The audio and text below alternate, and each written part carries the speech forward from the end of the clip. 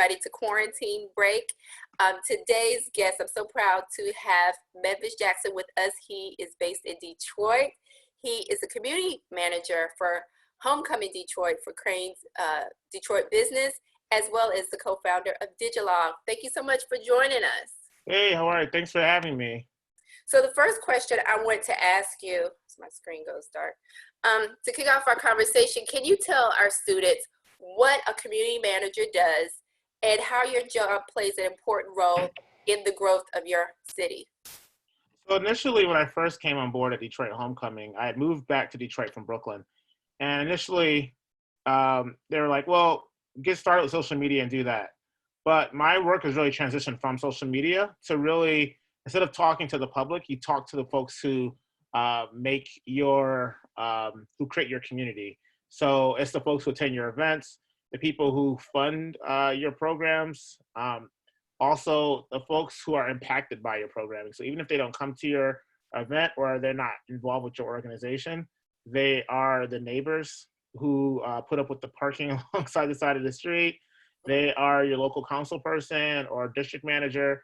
And so for me, it's being visible and keeping pulse of what happens in their lives with their work and not understanding how we can add value to them. So, Oh, go ahead. No, yeah. So just saying that my work is a lot of time on the phone. I remember years ago, I read a quote somewhere. It was in a podcast, and a guy was like, "Millennials are very comfortable with text messaging and email, but at the end of the day, real business happens on the phone." So, whether it's grabbing a beer with somebody after work, this is pre-quarantine, but then post-quarantine, still just getting on the phone and, in my work, I will cold call, or just check in with folks, about 60 people a week, somewhere between 40 to 60 people a week, just calling people, and just letting know it's a very short conversation, just letting know how this is what we're up to right now as an event series, and then also letting them know how we can be helpful to them in the future. So you're staying relevant. Then I think the last bit of that is telling the story. So we Detroit Homecoming does a newsletter with expats internally. Expats we use a term normally for a national of the country who lives abroad, but we use the term for former Detroit residents who are living in other parts of the U.S. or other parts of the country who want to get back involved. And so we use our newsletter to communicate to them what other expats are doing in relation to Detroit and also what's happening in Detroit itself. So just, again, keeping them emotionally engaged with us and with one another. So being a millennial, was it a hard adjustment for you to transition to making so many phone calls and interacting with people in that way? Yes, very. Again, I grew up, text messaging became a big thing when I was probably in 8th grade, 9th grade. So I got very used to instant messaging, AIM, AOL, Instant Messenger, Yahoo Messenger. So I'm very comfortable to that kind of conversation where it feels very unintrusive. You respond at your own speed. But when someone calls you, there's a certain level of there's just unwritten rules that go along with it. Some of these are very explicit rules of greeting somebody and introducing yourself. However, with my work, I can schedule out phone calls, and I will have phone calls that are scheduled out. But then it's also having sometimes the scheduling out phone calls not helpful in terms of I need to speak with that person now. And so it's learning how to be unintrusive with people's time. And I've actually learned that for some people, you leave a voicemail, but for some people, they never check their voicemail. So you're actually better off texting them and saying, hey, this is who I am. I'm going to send you an email right now. Just so that, and many times that's also a great way of getting that engagement with folks. Detroit Homecoming, we have over about 700 people that we keep in touch with throughout the year who attend the yearly event in Detroit. And so it's really important that we try and touch base with all of them at least once a year in person. So I found out early on that scheduling out phone calls was not necessarily the best way to get someone on the phone sometimes. Some people are good with that, but other people just got to call and then see if they're available. So yes, it's very different. You have to be very aware of the other person on the phone and assuming that they don't have time to talk to you. What inspired you to embark on a career path in this field? So with I would say a big uh, inflection point in my own professional development um, was okay. So I'll back it up a little bit. My first job out of Colgate was at a PR firm in New York City. Was Mm-hmm. not a good fit for me. I was there for about a year and 4 months. About a year and 4 months. Got laid off. Um, and so I had to really like figure out, 22 years old, living in New York City, like, who are you? And do you want to stay here in the city or do you want to move back home? What do you even want to do with your life? And so I decided, no, I want to stay in New York. I'm not ready to go back to Detroit yet. And so I was working in bars and restaurants and decided I, I want to work at a startup. I knew that I wanted to work at like a startup in the digital space before then, but it was like in applying for a digital media, digital marketing type of job while I was in a PR firm, they're always like, well, we just don't really see the fit. Like your skill sets and media relations are not the skill sets that we need for our internal marketing for our company. And so losing my job and having to take that plunge, it really forced me to acquire new skills. Mm-hmm. In acquiring new skills on the internet, you in the beginning, especially when you're freelancing, you have a lot of downtime because you're honestly not making that much money because business is slow many times, Yeah. especially when you're in a field that you don't have a track record in, right? So you're entering a new field and trying to build essentially a business for yourself, which is two very difficult things that I don't recommend to everyone. So you have a lot of downtime, and for me, it's just a lot of like online research and learning about the world. So in learning about how underrepresented many African Americans and non-white Latinos are, and some other groups as well, are in the tech digital media spaces, especially at the executive levels in corporations. I Mm-hmm. was always wondering, like, where are we represented? So learning about like what folks are doing in Africa or in Latin America and the Caribbean. And so just going down this rabbit hole of information, I really started getting a lot into hip hop documentaries. Really, and to me, it was like, okay, this is like the first Black startup, right? Like, obviously it was a movement and a culture and involved many different people in many different geographic spaces. But it was like, you literally have folks using technology, using software to create new sounds, and then having to create a business around that music so that they could feed their families and create a lifestyle for themselves. And so I was like, this is genius. And then learning about like how in the music industry to this day, again, at a lot of record labels, many, VP of marketing, CEOs, they're still not reflecting the community that creates the sound. Uh-huh. And so I was starting to blog. I created a platform called culture.com, and I spell culture, not like culture, but culture, and was just blogging about startups that I ran into in New York City that were led by women or African Americans or Hispanics, and just showing that like you don't have to necessarily be a programmer or come from a science background or math background to build a business around an idea that you have or around a need that you see. And so the digital sprung up because blogging was a lot of work. Yeah. So I met Andrew Del, who was running an independent music label, and I was like, man, I can write content all day, but it's a lot of work, and I'd love to team up with somebody. And I also think that music is a great pivot to what I'm doing because it is the first like real foray I saw on a popular level of African Americans and Hispanics into digital media and popular entertainment. Mm-hmm. So we started Digilog, and it's been going since late winter. I would say the first event we did was 2016 spring, I think. But we had gotten the idea kind of like in the winter. So it was, it's been a great ride. Drew's really, I've kind of stepped back a bit, but I got into I call it social capital work. Mm-hmm. It's showing people how to take what they have and leverage it. Mm-hmm. Many times we think we have to have a lot of money to get something going, but many times if you have the right relationships and you have the skills, mm-hmm. then you can actually build a business, and the cash flow will come because people are going to see what you're doing and they want to sponsor, or they'll want to pay for ad space, or they'll want to do something to leverage the movement that you've essentially built. So, in speaking to that, explain the type of skill set you develop to, in your process of creating Digilog and in the work that you do at Crane's business at Crane's Detroit? Yep, yep. So I would say this is a soft skill is learning how to learn. So in that time while I was blogging and also before I got to building the digital log, I was working as a web designer, freelance web designer. It's actually how we met Kiana at Wix.com.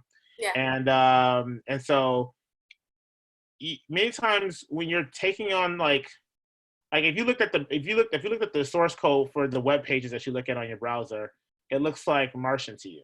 Mm-hmm. But then as you start Googling things, you realize, oh, that's what they're saying. That's what this line of code is saying. And that's where that picture comes from. And this is why the font color is that way. And so it's really just losing that fear of what you don't know, Mm-hmm. and being willing to take on tasks that seem impossible.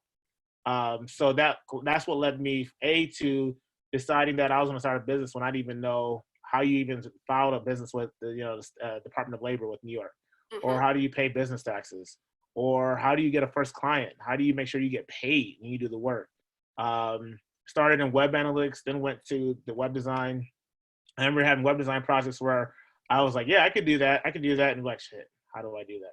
Right? And spending all night on Google trying to figure out how to make a plugin work on WordPress, or how to do the styling of a plugin WordPress, or embedding stuff into Wix.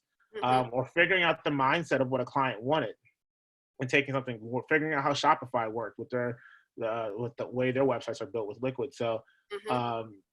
yeah, I think that's the biggest challenge is lose fear of the unknown, hunker down and just figure out bit by bit how things work. But outside of that, in terms of hard skills, I would say, for my work, is understanding the Adobe Photo Suite. I'm sorry, not Adobe, the Adobe Creative Suite. So like Photoshop, InDesign. I've been playing out with Audition, which is their sound editing tool. Taught myself a bit of Adobe Premiere, so video editing and creating like dynamic content for Instagram.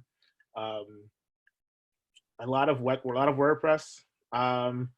But with WordPress, you also have the ability to really play with any web editor. So a lot of web design, MailChimp is a Mm-hmm. big one for me.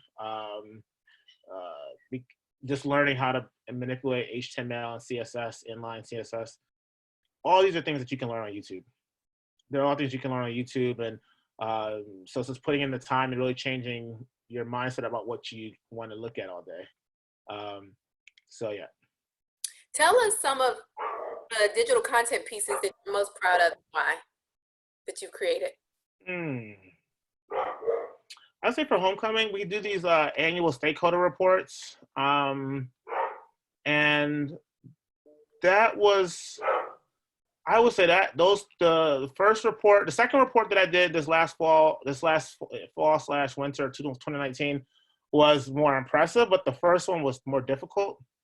Prior to me getting there, the team knew things that were happening, but we had never really compiled it in a very comprehensive graphic with data, would have it in a graphic data visualization way, right? So you have numbers, but then seeing the charts, it just drives home the point that the numbers are making.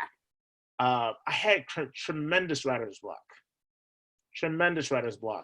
And even this last winter doing the report, I kind of dragged my feet into it again and ended up having to pull out. It literally had to pull all-nighter almost. I think I left the office like at 3:00 in the morning and came back at 6 or 7. Mm-hmm. I left at like 2. It was ridiculous. And so, yeah, it's finding data, creating new data sets. This last year, I taught myself InDesign. So the first report I did in Canva, right? So I was building stuff in Photoshop or in Illustrator. Mm-hmm. Then I was putting it into Canva because it was just easier. And it had a really nice template there. I was like, let's use that. This year, I was like, no, you're gonna push yourself. And I think that I was proud of that too, having edited the cover of the report in Photoshop and then building out the whole layout in InDesign. InDesign is actually it's not difficult. It's actually one of the easier tools that they have with Adobe. But I was proud lately. I would say as of late, that's one of the things I'm really, really proud of is like just, again, the charts and learning a new software, or also digging deep insights that I knew would be important for our stakeholders to read and learn. Hmm. What is a typical week like for you as a community manager? So the funny thing is I am very part-time at Homecoming now. I came there as a fellow through Challenge Detroit, great Hmm. program. And there are a few like Challenge Detroit. There's Venture for America. There are different programs that will take you to cities you may not have thought of before, Uh-huh. and let you work in, kind of underserved markets. So if you're from New York City, Venture for America might send you to Charlotte, or they might send Okay. you to somewhere at Kansas City or something like that to work there. So I recommend programs like that. Get out of your bubble. But then also, um, uh, yeah. So uh, the typical week, I do a lot of work at another entity called.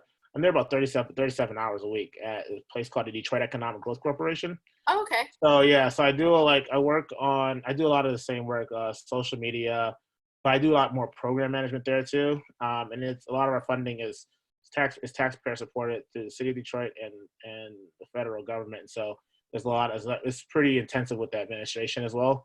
Hmm. So outside of my work with Detroit Economic Growth Corporation, with Homecoming, I generally just try to set a schedule of like I definitely always want to get my calls in that week. Hmm. Something. So I'll generally pick based on time zones. I'll generally do in the evenings or in Hmm. the afternoon, late afternoon. Late afternoon, I can catch people on the West Coast right after one.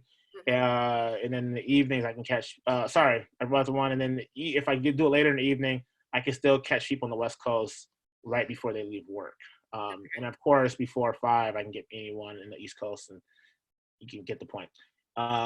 So before, and then usually one day a week, I'm at the Crane's office. As we get closer to the event and COVID changes things in terms of our, adjusting our planning for our event in September this year. Hmm. Um, but as we get closer to the actual like in-person event, it's I'm there about a day and a half, and then the 3.5 days a week I'm at the Detroit Economic Growth Corporation. So my life is a lot of juggling, and it's not fun. You have to really just be sensitive to how you're spending your time in the moment and figuring out what is priority. Is something I've had to get really good at. And then I tend to get up really early. Okay. So I will on a good evening, I get to bed around 9:30, Hmm. so that I can get up around 5:30. And by getting to either the DEGC, is what I call it, Detroit Economic Growth Corporation, or getting to Cranes at around 6 or 7 o'clock, Hmm. just having a quiet period with no text messages and no phone calls, where I can just get my inbox down to zero. That's a big thing for me. Is a good day for me is when by like 6 o'clock I can get my inbox down to zero. So I've gotten to everyone. Hmm. Make a list of what else needs to be done, like issues, things I've checked the email for, but I still need to really address it. Yeah. So yeah, the earlier I start my day, the better I catch stuff, and have all the loose ends tied up. So As a I don't know if that was a good answer, but Oh, that was fun. As a professional who's held different jobs in digital content curation and creation, how have you created new opportunities for yourself? Because of course you're juggling a lot of different things right now. So how have you yeah. been able to do that? Create these opportunities. Well, the digital log was a big creating opportunity for myself, and it's something that I, in the future would want to go back to work on full time. To be honest with you, I would love within this year to really get a digital. We're really trying to establish and validate a business model. So we have a theory as to how we can grow the digital log into something that pays the bills and employs other people. That has to be validated. So and that takes a lot of time, and Mhm. that's where I need to kind of jump in more and work alongside Drew with that. Um, I would say you create skills by first of all applying to things, create opportunities. Sorry, by applying to things and then developing skills. Like the worst thing for me is when I get comfortable and I just stick to what I know, and you start to become a one trick pony. And then like for me, I'm kind of a Swiss Army knife, so that in of itself can be a little bit of a drawback because they're specialists.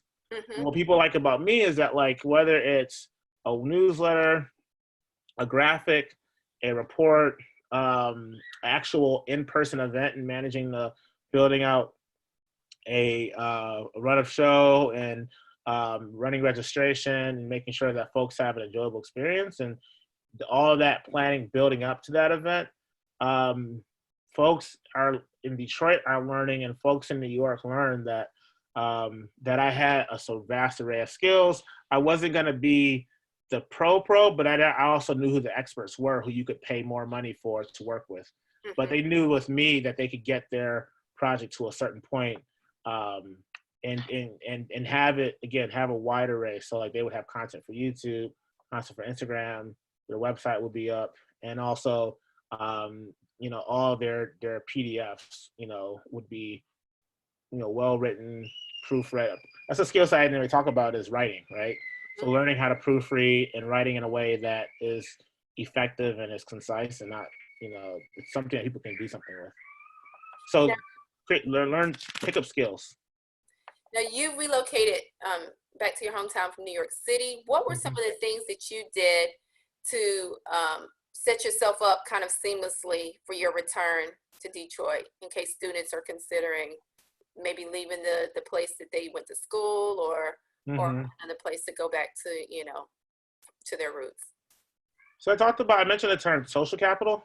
Mm-hmm. I think of social capital as a way for low income, or I call them cash poor communities, to leverage the people and the skills and the experiences to increase economic development and increase literacy or improve housing. But the social capital is something we all have. It's like who you know. So I would say for folks who are listening, like one thing that I also try and do is I use my LinkedIn like crazy. Like I'm finishing off my student loans from undergrad, right? Which is like I graduated like 9 years ago. So I'm gonna use that degree, and part of that is keeping in touch with people. Mm-hmm. So if you might want to move to a city, start talking to folks from your college, university that live there, or people professionally that are living in other places, and learn about the lay of the land. Um, Learn about the organizations that are doing work in that space and the events that they throw. I know one thing in Detroit, I got a bit of a soft landing because I'm from here and just moved back home, but I came through Challenge Detroit, and so they did a great job of introducing you to folks. So you got to kind of know, folks who normally, if you just moved here, you wouldn't even know they existed, and you wouldn't be as aware of their work. Mm-hmm. But I would say that if you think you might want to move to a city and you want to do a certain type of work, reach out to folks from your college, university who live there. Get recommendations about different event series, volunteer opportunities, companies that hire. Mm-hmm. Uh, um, yeah, those are things that before you get there, like start following folks on Twitter and Instagram. Just keep it so you have a pulse of who's doing what. So there you're understanding, you're starting to develop your own social capital because you understand who are the people that you might want to connect with their work, and then understanding like where your skill sets could be used, and that's the human capital. For students who would like to learn more about digital curation or digital creation, or how to get into the career of being a community manager, what resources do you suggest that they take a look at?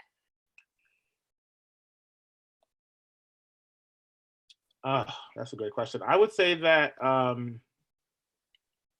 there's a group in New York City called Creative Mornings. They do a great job of doing really engaging events, things that people enjoy. Fine Spark, they came out of the Wix Lounge space, and Emily's done a great job with doing in-person events that also have an online component to them. Mm-hmm. There's a group called People of Color and Technology, and I think Esther, I don't remember her last name, but Esther runs that organization, and they do amazing events in New York, and I think they do a lot more in California now, I think. Okay. But again, has a offline, online component. Online's not enough, and online can become a cesspool. Like I think certain platforms, take a platform like Facebook, great company, and it's very useful. But I think for certain folks, it doesn't seem like a very productive place. Mm-hmm. And I think other tools can be that way. Like Instagram can be that way. However, Facebook, if you're using a Facebook group to connect people who've already met in person, then it can be a very useful place, right? It helps sustain those relationships because you can't see them all the time. Or um, Instagram can be great when, like, I have an Instagram account that's personal, but it's not personal. So like my personal account is like people that I've met in real life, but I sometimes joke like the people I know are super obnoxious. So like I love them as people, but I don't necessarily like want to look at all their posts. Like I can only look at so many cupcakes or baby pictures.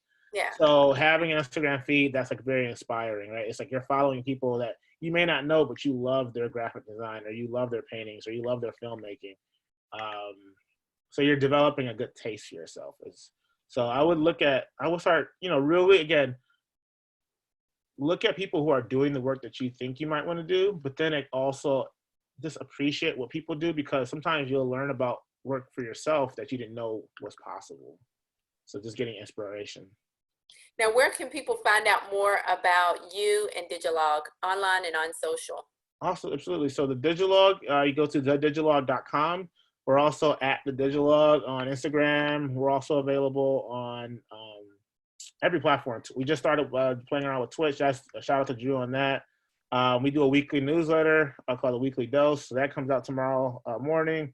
And that just gives you the highlights of what's happening in the music industry. Mm-hmm. We have a tool called Mighty Bell, which is like our own internal social media.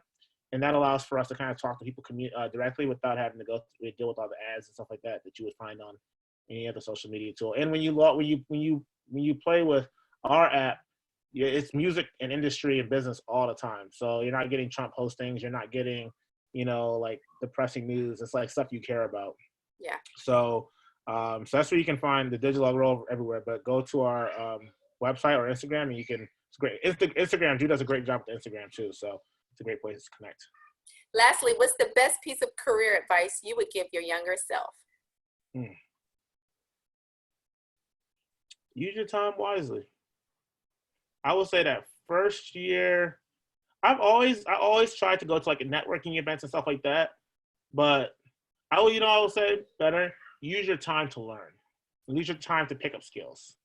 Like if I had to pick between going to a networking event or going to the library, the Grand Central Park, the Bryant Park Library, and working on something in Photoshop or InDesign, I would do the latter, right? Like, especially because I'm already a very social person, right? The fact that you and I kept in touch all these years, right? I'm a very social person, right? Yeah. But skills, like, especially with like COVID and all these types of things, these curveballs are getting thrown, like, your work can change for you. And then you have to figure out what next. What do I do now? Mm-hmm. So just being resilient and learning new technologies and just tackling things that you're interested in but seem really impossible to do or difficult, get out of that. Like, use your time to learn and to grow. Awesome. Thank you so much for sharing such insightful wisdom with us, Mm-hmm. Benefits. So Yep. everybody have a great weekend.